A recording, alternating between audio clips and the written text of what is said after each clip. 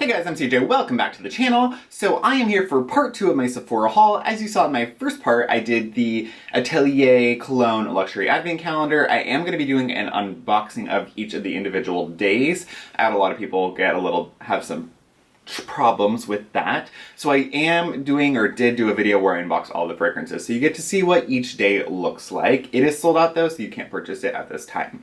But this is the second part to my Sephora haul. I did pick up another one of the $100 reward gift card. So I had $100 to spend on the second sale, which of course you can't combine the gift card with the sale. So it really was just me using the gift card for just to purchase things. That was my discount, was the $100 reward. So I went ahead and picked up two things that I have been very interested in.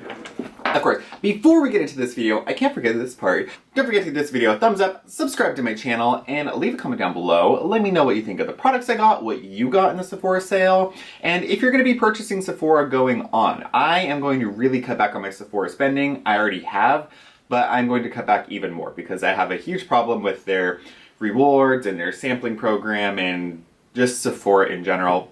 They're not doing it for me. I'm not an Ulta fan, but I might become one. Anyways, let's get into the video. So I have been looking for a new cleansing balm. Of course, I love a lot of natural cleansing balms, and I do prefer ones that are thicker, something similar to the Demand Meow Restorative Cleansing Balm or the Jane Scrivener Balm. I really like those ones. I like a thick balm cleanser that pretty much emulsifies. Doesn't have to completely emulsify off the skin, but pretty much emulsifies. The first product I picked up was the Blue Moon Tranquility Cleansing Balm from Sunday Riley. Now, before we get into the product, yes, I have heard about the Sunday Riley scandal, and I don't care, honestly, because let's be totally real for a second.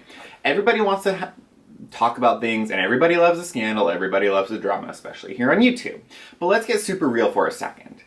Did anybody really think that brands weren't going onto Sephora's website and doing false positive reviews or leaving negative reviews on competitors? Did anybody truly think that? Because I just assumed that that was happening. I don't think that wasn't a surprise to me by any means. I saw that and was kind of like, I just assumed that. That's why I do my due diligence in the ingredients list and I look at products in store, and if I don't feel good about buying something, I don't.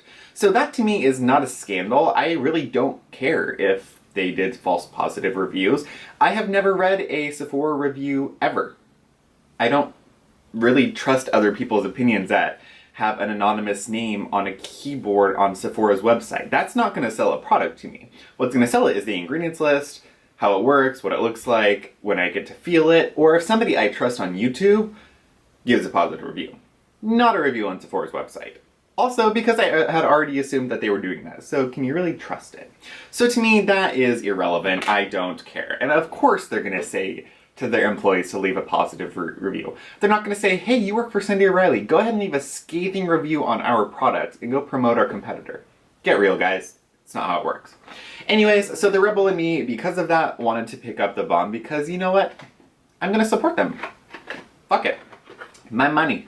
So I picked up this cleansing balm and I wanted to give it a try. A lot of people have used it in the past and I have never used it. I have zero experience with it and I wanted to try it. So I don't know if this one emulsifies off the skin. The ingredients list kind of looks like it doesn't, but we will see. There are some nice ingredients in here though. Some ingredients of note. It has moringa butter, which is kind of like nature's cleanser. It helps really to cleanse the skin. There is cocoa butter, which I love, and it's supposed to be a sugar-based cleanser, so apparently it's supposed to help gently and naturally cleanse the skin. I have heard some people say it has a little bit of a grit factor to it, so it might be slightly exfoliating. I don't know. It also contains blue tansy and German chamomile, which are very soothing to the skin. You don't leave it on that long, so I don't really know if those are going to do much, but you could potentially leave this on as a mask. It does say you can leave it on as a cleanser or as a hydrating mask, so I might try that out and see. There's also essential oils of tangerine and sweet orange to help balance tone and clarity. So this was, I want to say, around the $50 mark, and you get 3.5 ounces. So the actual bottle looks like this. It's very beautiful. Of course, Sunday Riley's bombs are very beautiful, or containers are very beautiful, and the cleanser itself looks like this. So it's this really gorgeous kind of blue color. The smell is, I don't smell anything when you just first touch it, so it must be one of those where you warm it up and you smell it. Now for the second one, and I have some issues with this second one. I did get samples, and this time I actually got one sample that I wanted and one that I didn't, which is normal. I usually ask for a fragrance sample and I get a natural deodorant. That's how it works. So, okay. I have been wanting to get the Omorovicza Mask Trio sampler set for a long time now, and every time a sale comes around or every time I want to purchase it, it's sold out. Now, I've tried a few Omorovicza products in the past in little sachet samples, and I've liked it. I even think I had a little pot of one of their moisturizers, and it was very nice. Now, Omorovicza is a very expensive brand. They're not cheap by any means. I want to say they start in the around the $100. Their average product is going to be upwards of $100 just baseline. They go up to $400 and $500 for like their pink diamond magic serum or something. So I am expecting packaging and everything to be really luxurious. Now, packaging for me doesn't matter, but when you're paying this much money for products, you kind of expect a certain level of something, right? Right. So I purchased the Mask Trio sample, and it is $55, and you get three masks. You get half-ounce samples of each mask. So I'm expecting it to come in like a box, like a trio box, or like Peter Thomas Roth has the mask sampler where you get a certain size of all of them, they put it in a box. Here's what Sephora and Omorovicza do. So for $55 for 3 of their travel mask sampler set that's been sold out every time I try to buy it, they put it in a dog poop baggie or a little sandwich baggie, and they just threw it in there. It looks like a Sephora employee went, there's the sampler set. Here you go. Send it to CJ. I was expecting a little bit more. A little bit disappointed by that. I mean, considering their Queen of Hungry Mist is upwards of $90, I would think they could do more than a sandwich bag from the dollar store. But, you know, apparently that's not in their budget. I don't know what is in their budget then. So, beyond the shitty packaging with weird bubble wrap, here is what you get with the mask sampler set. You get one of the Midnight Radiance masks. This is an overnight mask. You get 15 milliliters or half an ounce, as I said. This is a gel mask that smells like sunscreen. You get a half ounce or 15 milliliter jar of the very famous Omorovicza Deep Cleansing Mask. I will say the jar is very beautiful. This looks like this, kind of like a gray color. And then you get a half ounce jar of,